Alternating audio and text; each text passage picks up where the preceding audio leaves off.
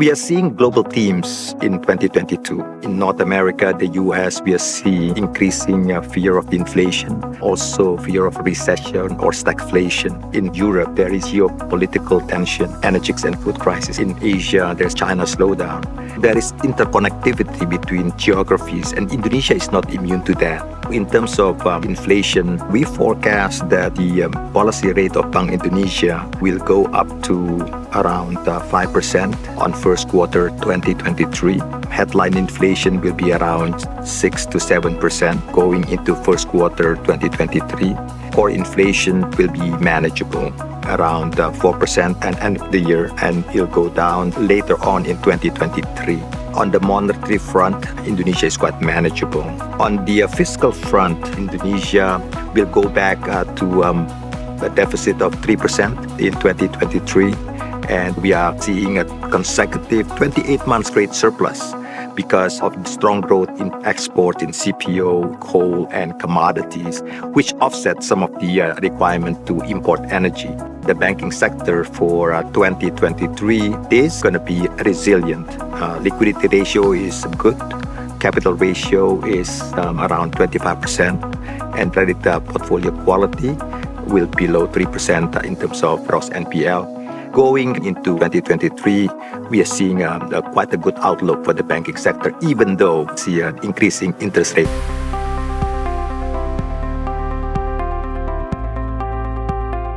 We have seen the initiatives from Bank Indonesia on the blueprint of the financial payment system infrastructure up to 2025. This is a big opportunity for Indonesia. We are very excited about the opportunity because this is going to give access to 91 million of unbanked population and around 63 million of micro and small and medium enterprises.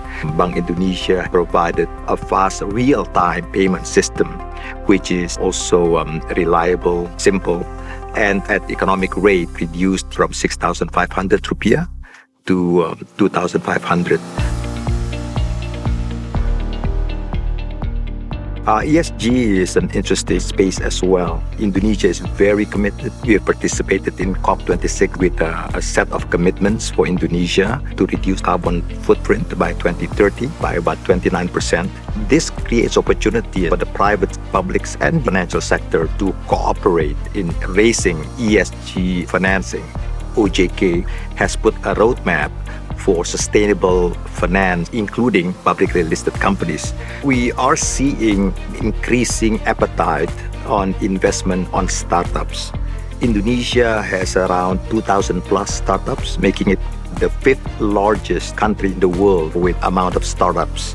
This provides opportunity for banks to connect investors with startups, facilitate the capital flows. We are seeing growth in education tech, logistic tech, insurance tech, and health tech. So we are seeing a growing diversity, even in the digital tech space.